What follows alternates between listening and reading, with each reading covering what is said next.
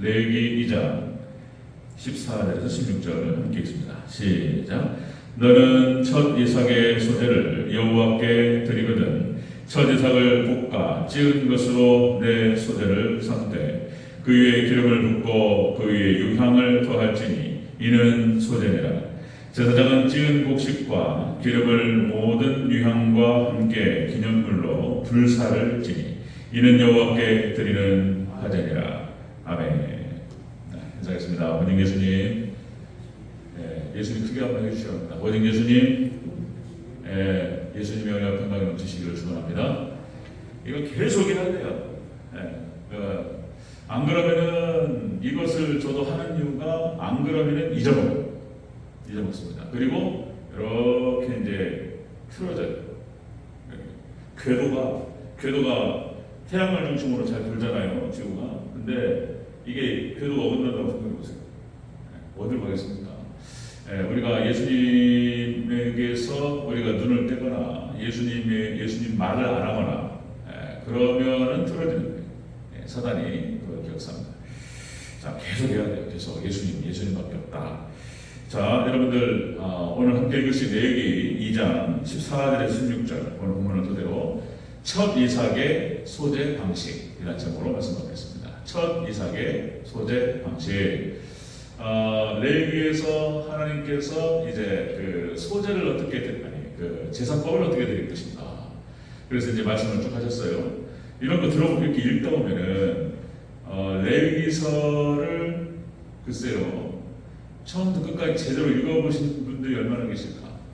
우리가 성경을 통독할 때 창세기, 출애굽기 가다가 레위기에서 이게 의미를 모르니까 이게 이제 뭐가 이게 이야기가 흘러가고 해야지 이게 들어올 텐데 이야기도 아니고 이게 무슨 말인가 알 수 없으니까 이게 창세기, 출애굽기 읽다가 레위기, 민수기 들어가서 헤매다가 그만두는 분도 많이 계시고 아니면 건너뛰고 신명기, 여호수아, 사사기까지. 그러니까 이게 레위기서가 어려운데 근데 이제 그 의미들을 쫙 드러내면 이게 기가 막힌 얘기들이에요. 다 예수님 얘기고 엄청난 얘기입니다. 왜 이렇게 하나님께서 모세를 통해서 이렇게 소제를 드리고 이렇게 화목제를 드리고 이렇게 하라고 하셨는지 전혀 이해를 못했는데 이게 신약 성경과 같이 맞물리고 예수님으로 쫙 연결되니까 기가 막히게 풀린단 말이에요. 자, 오늘 그 의미들을 같이 한번 살펴보도록 하겠습니다. 자, 우리가 지난 시간에 소재의 규례를 봤죠. 소재의 규례는 첫 번째가 누룩을 넣지 마라. 누룩을 넣지 마라고 하는 것은 흠없으신 예수님을 상징한다. 죄를 죽이는 예배를 드리라. 두 번째, 첫 열매를 드리라. 이것은 부활의 첫 열매 되신 예수님을 상징한다. 예수님으로 나아가는 거야. 예수님으로. 가장 소중한 것을 하나님께 드리라. 이것이 이제 첫 열매를 드리라는 뜻이고요. 그 다음에 거기에 소금을 치라 그랬죠. 이 소재는 가루예요. 가루. 곡식가루를 말하는 것입니다. 다른 번제, 화목제, 속제제, 속건제는 다 짐승을 잡아서 피를 드리는 건데 이 소재만 곡식을 드리는 거예요. 가루로. 자, 여기서 소금을 치라. 소금이 예수님을 상징한다고 그랬죠. 그리고 우리가 예배를 드릴 때 그리고 삶을 살아갈 때 오직 예수님이 소금이 그런 거예요. 소금이 살균 효과를 내고 소금이 맛을 낸다. 그죠? 모든 음식에 소금을 쳐야지 맛이 난다는 거예요. 맛이. 예배 때, 설교 때, 우리의 삶의 현장에서 다 예수님의 영광과 예수님의 은혜 가운데 살아가지 않으면 그리스도의 향기가 나지 않고 맛이 안 난다. 그런 의미가 되겠습니다.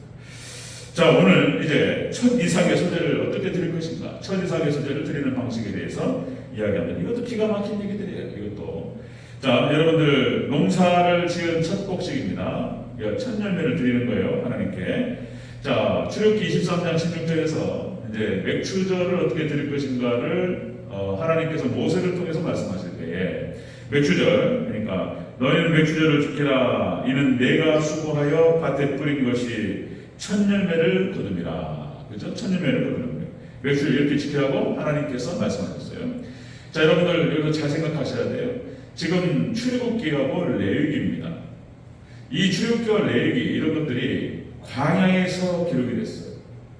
그러니까 이스라엘 백성들은 지금까지 한 번도 농사를 지어본 적이 없어요. 그러니까 애굽에서는 종살이 했잖아요. 종살이 했고, 그러니까 이게 무슨 말이냐면은 너희가 앞으로 가나안 땅에 들어가서 거기서 농사를 짓거든 그러면 이렇게 드리라 이런 말씀하시는 거예요. 이게 지금 다시 말씀드리면 또 이런 말이 있잖아요. 우리 한국 속담에 떡 줄 사람은 생각도 안 하는데 김치 국물부터 마신다. 그러니까 가나안 땅에 살고 있는 그 족속들이 7족속들 31개의 도시국가 눈을 시퍼렇게 뜨고 누가 가나안 땅을 들어와 누가 가나안 땅을 들어오냐고 지금 거기 자리 잡고 있는데 이스라엘 백성들은 하나님께 말씀하시는 거예요. 너희가 그 땅을 차지해서 들어가거든 이렇게 농사를 지을 때 이렇게 하나님께 감사하라 이 말씀하시는 거예요. 이게 완전 믿음이야 믿음. 여러분들 그러나 하나님께서 주시겠다고 약속하신 그 땅 여러분들 하나님의 말씀과 하나님의 약속과 하나님의 언약은 그대로 성취되는 줄로 믿습니다.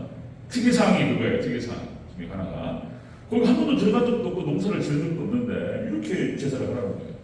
자 나중에 다 이게 성취됩니다. 자 우리는 여기서 이제 믿음으로 보는 거예요. 우리가 첫 이삭을 첫 열매를 드릴 때 어떻게 드릴 것인가 그 방식을 한번 같이 살펴보도록 하겠습니다. 이것이 바로 하나님 백성들의 삶의 삶과 신앙과 삶 이 방식이에요. 우리 하나님 백성들이 어떻게 신앙생활하고 어떤 삶을 살아갈 것인가를 말씀하고 계십니다. 자 한번 살펴봅니다. 첫 이삭의 소재 방식 첫 번째 자 첫 이삭을 볶아서 찧어서 드리라는 거예요. 찧어서 볶아가지고 찧어서 드리라 이렇게 말씀하시죠. 14절을 다시 한번 읽겠습니다. 14절 시작.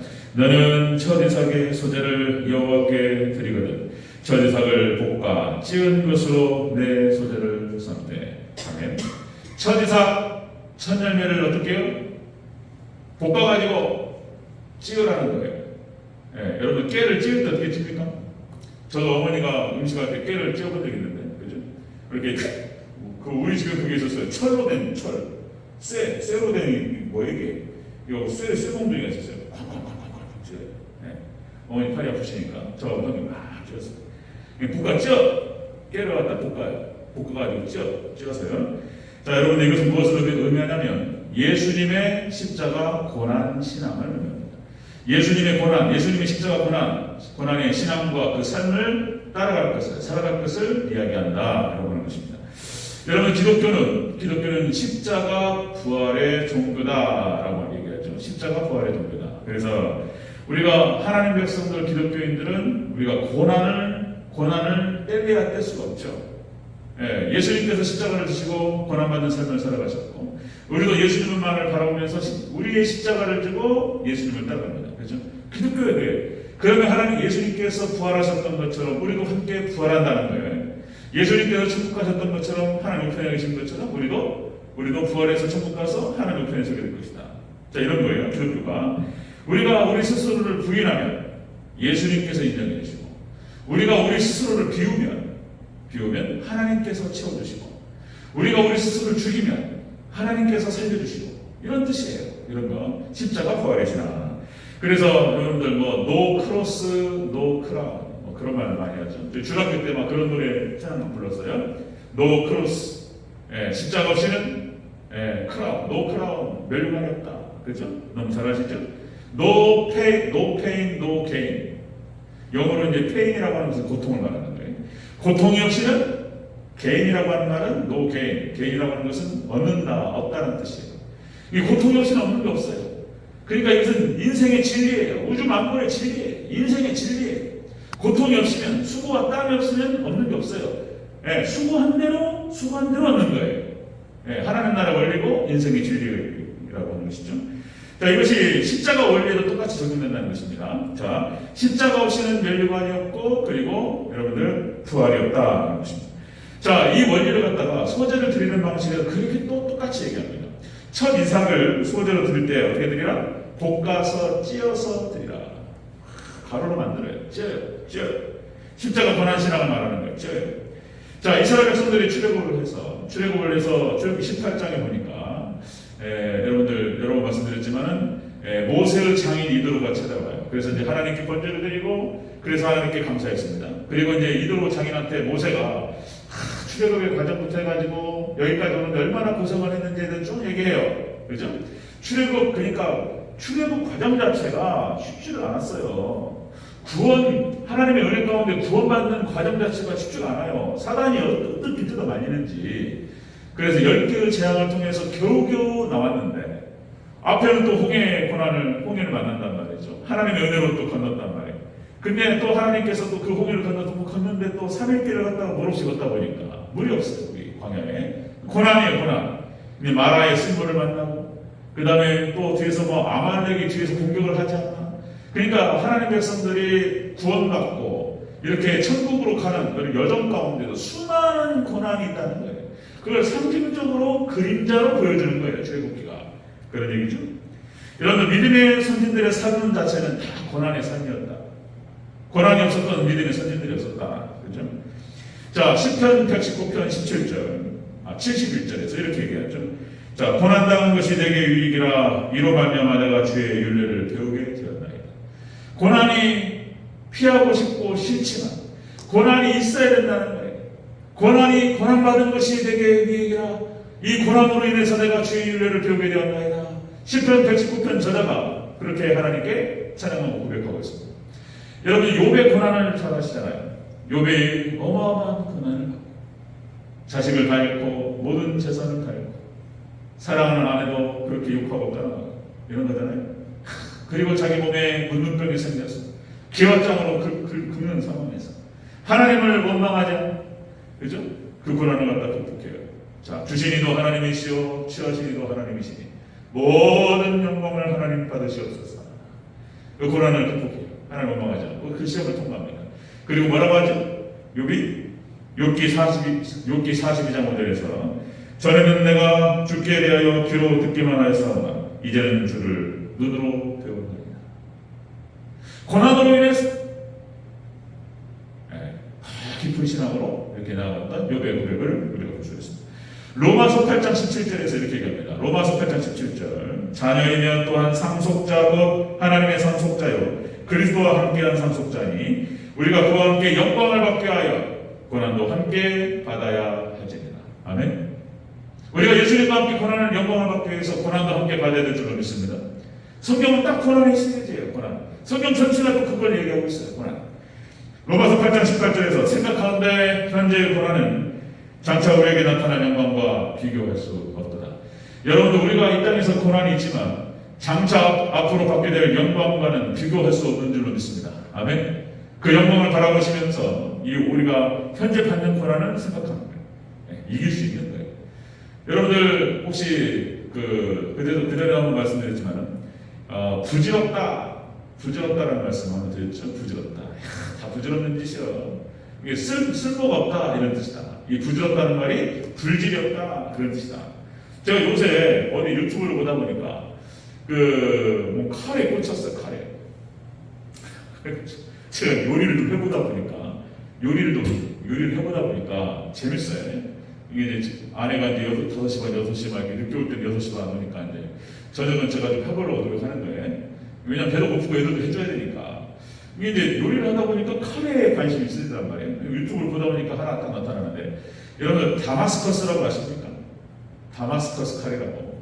저도 몰랐는데 다마스커스라는 칼이 있는데, 이 칼은 그러니까 이제 연철과 강철과 이렇게 한 이렇게 섞어가지고 이걸 갖다가 붙여가지고 얘를 갖다가 달궈가지고 얘를 갖다가 이제 두드려가지고 쭉 늘려요. 그래가지고 이걸 갖다가 반으로 접어요. 그러면 이제 또 붙여, 또 두드려요. 야, 이런 방식으로 해가지고 쇠를 섞어서 그거를 10,000번을 때린대요. 10,000번을. 예전에 지금은 기계가 발달해가지고 기계가 돌아가면서 빵빵빵빵빵빵빵빵 때려줘요. 그러면은 그 대장장이가 이제 그분 장인입니다. 명인. 칼을 만드는데 쫙 갖다 대면서 이렇게 쫙 갖다 대요. 그러면 기계가 때려준단 말이에요. 예전에 기계가 없을 때에는 일일이 손으로 때렸다. 불에다 들어가가지고 때려요. 이게 원리가 그렇다는 거예요. 원리가. 대장장이들이 칼 하나 만들 때 그냥 만드는 것이 아니고 불에 달궈서 그래가지고 망치로 때리는 거예요. 다마스커스라는 칼이 완성될 때까지 10,000번을 때린대. 10,000번. 그 과정을 쭉 한번 봤는데 진짜. 그래서 여기 이 공주에 충남 공주인가요? 거기에 만드는 집이 있더라고요. 네, 그래서 전화까지 해봤어요. 전화까지 100만 원 달에 100만 원. 그러니까 이제 그걸 보면서 여러분들 사람도 똑같습니다. 명검이 하나 나오는데 정말로 제대로 쓸만한 사람, 하나님께서 쓸만한 인물을 하나 딱 뺄 때에는 그냥 되는 게 아니에요. 불에다 집어넣어가지고 빼가지고 뚜드러 패고 창문에 확 집어넣고 다시 또 봐가지고 또 불에다 들고 빼가지고 또 뚜드러 패고 이 과정을 통해서 이 쇠가 단단해진다는 거예요. 예. 이렇게 불질을 하지 않고 쇠 몽둥이로 맞지 않으면 이것이 쓸모없다는 거예요. 쓰다가 다 풀어져 버려요 그냥. 자, 이런 거구나. 이렇게 하나 무슨 뭐 도구 하나 만드는 것도 이런 건데 이 원리가 똑같구나. 그러니까 사람이 하나 이렇게 하나님 앞에 쓰임받는 사람 하나 만들어질 때 여러분 아브라함과 이삭과 야곱과 뭐 모세와 다 마찬가지예요. 요셉과 다 그런 거 두 가지 거치는 거예요. 고난을 통과하면서 두드러 맞고 불에 집어넣고 그냥 불에 탈고 이 과정을 계속하면서 그 검이 하나 나오는 거예요. 쓸만한 인물이 하나 나오는 거예요. 자, 여러분들 아픈 만큼 성숙해지는 것입니다. 자, 여러분들 첫 이삭을 드리는 방식을 어떻게 드리라 말씀드린. 자, 이렇게요. 복식을 찧어서 드리라는 거예요. 찧어서 빻아서 꽝꽝꽝 빻아가지고 이건 십자가 고난의 신앙과 삶을 의미한다라고 하십니다. 자, 두 번째 보면요. 첫 이삭의 소재 방식. 첫 이삭을 드릴 때 두 번째는 기름과 유향을 더해서 드리라. 이런 거예요. 15절 보시겠습니다. 15절. 시작. 그 위에 기름을 붓고 그 위에 유향을 더할지니 이는 소재니라. 아멘. 자, 곡식을 볶아서 찧었어요. 찧은 다음에 어떻게 해요? 거기다가 기름을 섞어서 유향을 더해요. 그렇게 드리라는 거예요. 여기서 기름이라고 하는 것은 상징적으로 성령을 의미하고요. 유향이라고 하는 것은 기도를 의미한다 그랬습니다. 기도. 그러니까 성령 충만한 기도를 말하는 거예요. 예수님의 십자가 고난, 그 고난당하신 예수님을 따라가면서 우리도 동일하게 고난받는 삶을 살아갑니다. 그뿐만 아니라 거기에 성령 충만한 기도를 더하라는 거예요. 그래야지 우리가 하나님께 바쳐질 만한 그런 존재가 된다는 거예요. 이걸 상징적으로 기록하고 있는 거예요, 지금. 자, 여러분 보세요. 동방박사 세 사람이 예수님께서 탄생하셨을 때 선물 세 가지요. 또요, 황금과 유향과 몰약. 황금을 드렸어요. 존귀하신 예수님을 상징해요. 자, 몰약이라고 하는 것은 방부제. 부활하신 예수님, 그러니까 썩지 않으실 예수님을 상징적으로 보여줍니다. 그리고 여기 유향이라고 하는 것은 유향을 드렸어요. 유향은 약재예요, 약재. 그래서 유향을 피우잖아요. 유향을 피우면 그러니까 이제 산모나 아이가 자 상처가 났잖아요. 상처가 통증을 갖다가 완화시킨대요. 유향이. 그리고 소독을 한답니다. 그러니까 이게 기도가 우리의 모든 상처를 낫게 하고 여러분들 살균, 사단을 물러가게 하는 것인 줄로 믿습니다. 아멘. 이거 하나도 다 의미가 있어요. 그냥 써 있는 게 아니에요. 유향은 그렇게 기도를 상징한다는 것이죠. 자, 예수님께서도 일평생 기도의 삶을 통해서 우리에게 본을 보여주셨습니다. 그 얘기를 또 다 하려면 또 한편의 설교가 필요하죠. 예수님의 기도, 그 전에 한번 말씀 나눴죠. 예수님의 기도. 성경에서 기도를 빼면 또 할 말이 없는 거예요. 또 기도. 자, 제자들이 귀신을 쫓아내려고 했는데 귀신이 안 나간단 말이에요. 귀신이 안 나가요. 예수님이 오셔가지고 나가라. 더러운 귀신은 떠나갈지어다. 그러니까 귀신이 막 거품 물고 나간단 말이에요. 그러니까 제자들이 물어봤단 말이에요. 왜 예수님 우리를 못 쫓아냅니까? 예수님 쫓아내셨는데 우리를 왜 못 쫓아냅니까? 그러니까 예수님께서 하신 말씀이 기도 외에는 이런 유가 나갈 수 없느니라. 아멘. 여러분 기도밖에 없는 줄로 믿습니다. 기도 외에는 이런 유가 나갈 수 없느니라. 기도로 하나님께서 예수님 말씀하신 거예요. 그 제자들이 그 이후로 기도를 강조해요. 기도. 베드로, 요한, 그죠? 야고보 다 순교해서 하는 사람 같고 사도 바울이 에베소 6장 전신갑주를 말하죠. 전신갑주를 말하면서 자 17절에서는 그렇게 얘기하죠. 모든 기도와 간구를 하되 항상 성령 안에서 기도하고, 그죠? 성령 충만한 기도를 하라. 말씀으로 무장하. 그리고 성령 안에서 기도해라. 사도 바울이 그렇게 표현합니다. 빌립보서 4장 16절 모든 일에 기도와 간구로 너희 구할 것을 감사함으로 하나님께 아니라. 사도 바울이 기도를 강조해요. 사도 바울이 고린도서서 4장 2절 기도를 계속하고 기도에 감사함으로 깨어있습니다. 그렇죠? 여러분들 기도로 승리하는 줄로 믿습니다. 아멘.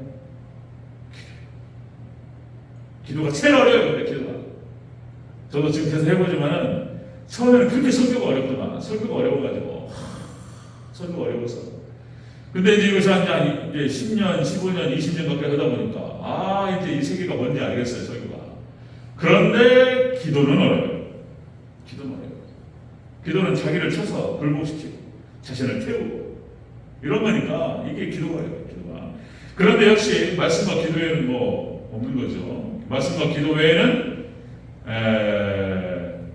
거룩해질 수가 없고 우리가 이런 유가 나갈 수 없다. 그죠? 자, 첫인상의 소재 방식은 그런 거예요. 자, 예수님의 십자가 고난, 자, 볶아 가지고 찧어서 드리고 거기다가 기름과 유향을 더해서 드리라 말씀하셨어요. 성령 충만한 기도. 뭐 믿음의 선진들이 삶의 현장에서 모든 문제를 해결할 때 기도해요. 그죠? 야곱이 천사와 씨름하던 기도. 모든 문제 앞에서 기도를 해결했어요. 기도로. 자, 여러분들 모세 후계자 여호수아가 기도의 사람이었어요. 그죠? 기도가 길었다는 게 기도가. 기도의 자리를 떠지 않냐고 기도를 오래 했던 사람이에요. 기도를 많이 했던 사람이에요. 그러니까 모세 후계자로 갈렙보다는 여호수아였어요. 왜 여호수아였을까? 이유가 아무것도 모르겠어요. 기도밖에 없어요. 기도. 여호수아가 기도가 길었어요. 여호수아. 그 다음에 뭐 사사들의 기도, 드보라의 기도, 여자 사사 드보라. 그죠? 기도의 사람. 기도원의 기도. 그죠? 그 다음에 사무엘의 기도. 하나님께서는 기도의 사람을 쓰시는 줄로 믿습니다. 기도하는 사람 쓰시는 거예요. 기도하는 사람. 자, 여러분들, 그 맹자가 한 말인데, 호연직이라는 말이 있습니다. 호연직이. 아십니까? 그러니까 여러분들, 맹자, 공자, 이런 사람들 한 얘기 있죠? 중국의 뭐 사상가들. 다 성경에서 나오는 거예요. 다 성경에서. 그 뿌리가 다 천부경이에요. 천부경이 성경에서 나오는 거예요.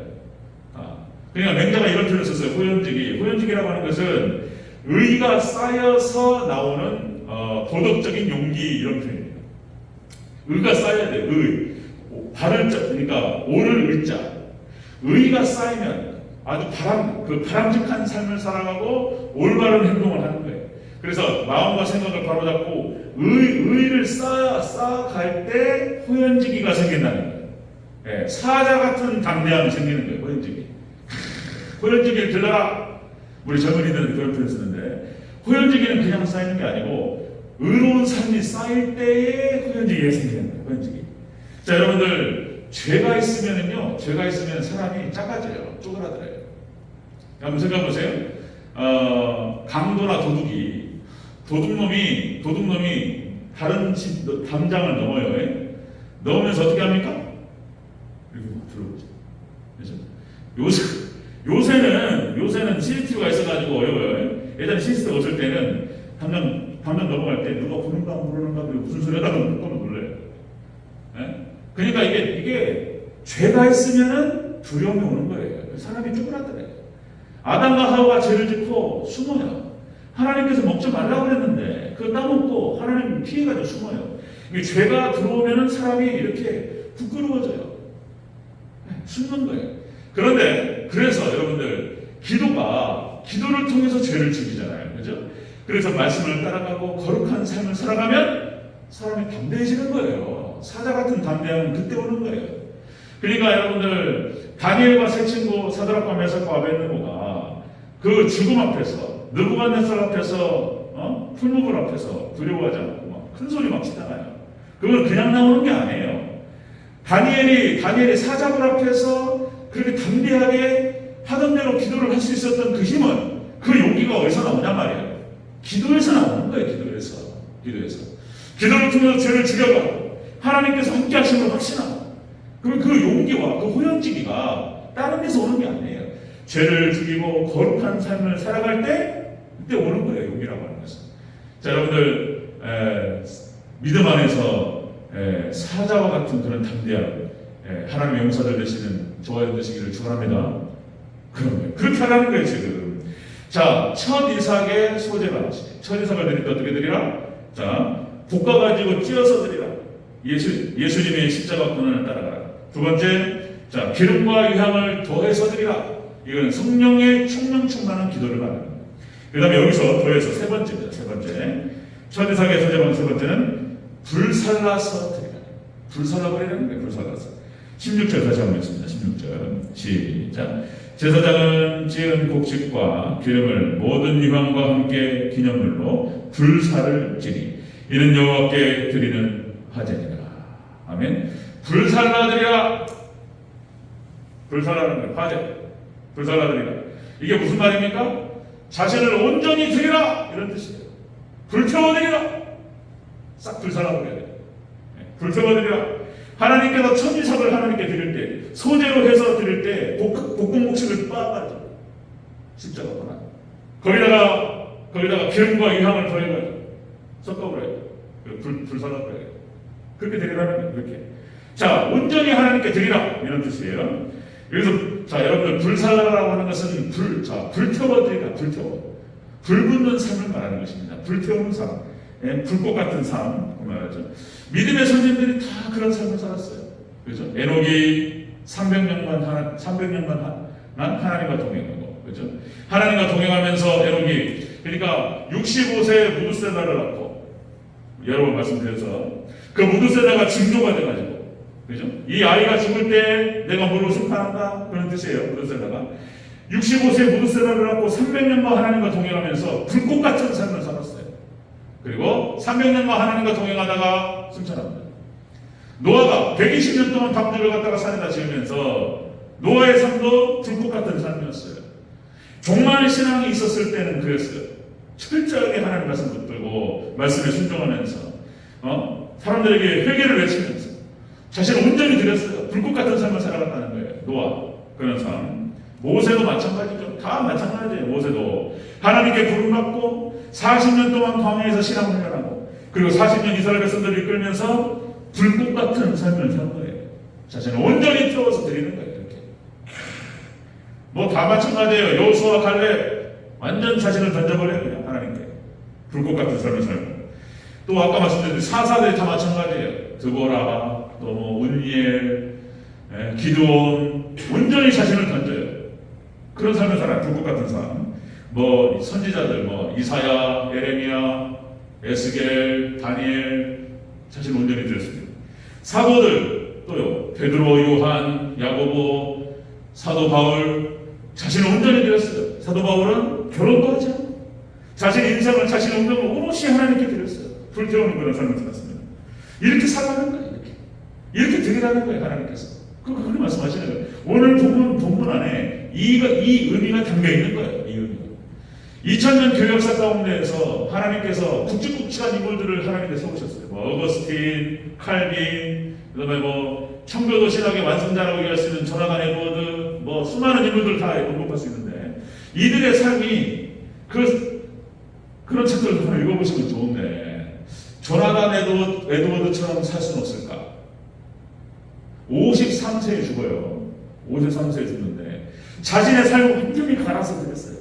칼빈의 삶도 마찬가지였고 그렇게 드렸어요. 하나님께. 하나님께서 그래서 그들의 신앙과 그들의 삶을 사용하셨어요. 네. 하나님께서 기독교 역사 가운데에서 찬란하게 빛나요. 그들의 인물들이. 또 빌라델피아 교회 선교 시대 때 정말 하나님께서 영국과 미국을 중심으로 한 그 선교사님들을 중심으로 해가지고 전 세계를 선교를 완성했어요. 자신의 삶을 온전히 드렸습니다. 자, 그러니까 여러분들 헌신된 그 한 사람이 중요해요. 한 사람. 또 다시 말씀드리면 아놀드 토인비가 그 사람은 제가 볼 때 기독교인이 아니에요. 아놀드 토인비가 한 얘기예요. 토인비가 사도 바울 그 한 사람으로 인해서 세계 운명이 바뀌어요. 세계 역사의 흐름이 바뀌어요. 사도 바울 그 한 사람의 헌신을 통해서. 그러니까 많은 사람이 아니에요. 역사의 물줄기를 바꾸고 놀라운 기적 역사를 일으키는 것은 많은 사람이 하는 게 아니에요. 그러니까 성전에 문지방 마당 갖고 나가는 그런 사람들은 100명, 1000명 소용이 없어요. 10,000명 소용이 없어요. 한 명. 하나님께 온전히 자신을 드리는 그 한 사람을 통해서 하나님께서는 역사하시는 줄로 믿습니다. 여러분들 그런 거예요. 그래서 교회를 살리고 시대를 살리고 그래서 여러분들 정말 하나님께 드려지는 헌신된 그 한 분이 되시기를 주 여러분으로 축원합니다. 대전 제일교회 마음속에 대전 제일교회도 글쎄요, 이런 표현이 소돔과 고모라가 멸망할 때 아브라함이 그러잖아요. 아브라함이 50명부터 쭉 내려가다가 그죠? 50명만 있으면 내가 이 성을 멸하지 않아요. 주여 용서하옵소서. 계속 내려가 40명, 30명 내려가다가 10명. 주님 10명만 있으면 멸망하지 않으시겠습니까? 내가 10명만 있어도 멸망치 않아요. 근데 10명이 없어가지고 멸망. 우리 대전제 그 헌신된 그 한 사람이 우리 대전제 몇 분만 한 10분 정도? 우리 수요일에 계신 분들이 몇 분이지? 10분이 안 돼. 그죠? 그분 한 분. 그분이 그런 분들, 온전히 헌신된 하나님의 일꾼들이 대전교회 살리고 세우게 될 줄로 믿습니다. 아멘. 많은 사람이 하는 거 아니에요. 100명, 1000명 있어가지고 없어요. 그냥 뭐 성전 마당만 받고 가는 사람 10,000명, 10만 명 있어도 없어요. 하나님 안 쓰세요. 한 사람. 온전히 자신을 드리는 한 사람. 그 한 사람 하나님 사용하셔서 놀라운 기적을 일으키시고 하나님께서 교회를 살리고 대전교회를 세우게 될 줄로 믿습니다. 아멘. 온전히 헌신된 그 한 사람, 한 분이 되시기를 주 여러분으로 축원합니다. 그럼 어떻게 드리라는 거냐? 온전히 하나님께 드리라는 방식은 이렇게 드리는 이렇게 첫 이삭의 소재 방식. 자, 볶아서 찧어서 드려요. 그리고 거기에 기름과 유향을 더하여 드려요. 얹는 거예요. 기도예요. 성령 충만. 그 다음 세 번째, 자신을 온전히 불살라서 드려라. 이렇게 말씀하셨습니다. 그렇게 하나님께 온전히 헌신될 때 하나님 손에 붙들려서 쓰임받을 뿐만 아니라 그 쓰임받는 그 헌신된 그분은 그 사람은 찬란하게 빛나는 것입니다. 하나님께 드려지는 그 사람은 찬란하게 빛나는 것입니다. 그런 축복이 있으시기를 주의 이름으로 축원합니다. 아멘.